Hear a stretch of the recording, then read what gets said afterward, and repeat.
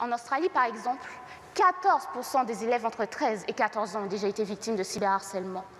À l'heure où je vous parle, cela fait actuellement 8 heures qu'Ibrahim travaille d'arrache-pied. Il casse des cailloux au fond d'un trou. Ibrahim n'a que 10 ans. Il y a eu Aïcha, violée par son père durant toute son adolescence. Il y a eu moi.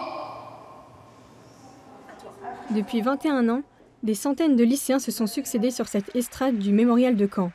Les inégalités hommes-femmes, le travail des enfants, les agressions sexuelles, les dictatures, les élèves viennent ici plaider des causes autour des droits de l'homme au concours des plaidoiries.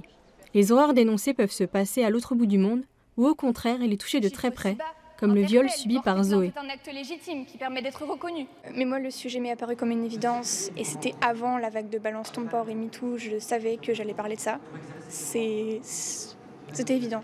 Ce qui est important pour nous lycéens, c'est que pour une fois en tant que jeunes, on nous laisse la parole, on nous laisse la possibilité de s'exprimer et de pouvoir enfin affirmer quelque chose qui nous tient à cœur. J'agis comme je peux à mon niveau, donc j'ai décidé d'agir en plaidant. Le concours de plaidoirie des lycéens, il propose aux lycéens de promouvoir la paix tout simplement en alertant le grand public sur un cas concret d'atteinte aux droits de l'homme, sur une horreur, sur des situations terribles, parfois inimaginables. Pour autant, on va réveiller le grand public, on va nous alerter, aller nous chercher, nous qui sommes là dans notre quotidien, en nous montrant que quelque part, pas forcément très loin, ça peut être en Syrie comme en France, il y a des atteintes aux droits de l'homme, il y a des choses contre lesquelles on doit s'insurger, s'indigner, comme le disait Stéphane Hessel, indignons-nous, indignez-vous. S'indigner contre les atteintes faites aux droits de l'homme pour défendre la paix, voilà la mission du mémorial que souhaitait transmettre Jean-Marie Giraud à l'initiative de la création de ce lieu il y a 30 ans. On sait que Caen est bien connu pour avoir été une ville martyre. Et les jeunes, évidemment, ont payé, comme vous l'avez dit, un lourd tribut à la guerre.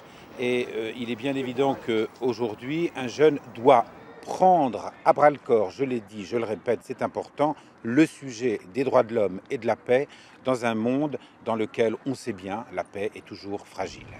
Les moyens changent, mais pas la lutte. Déjà pendant la bataille de Normandie, ce sont plus de 2 millions de soldats, principalement des jeunes, qui se sont battus pour la paix et la liberté. Aujourd'hui, le combat n'a pas changé. En France, 20% des femmes ont été ou seront victimes de violences sexuelles au cours de leur vie.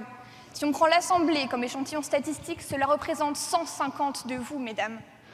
Et c'est sur cette Normandie, terre de paix, que les jeunes continuent à se battre, non plus par les armes, mais par les mots.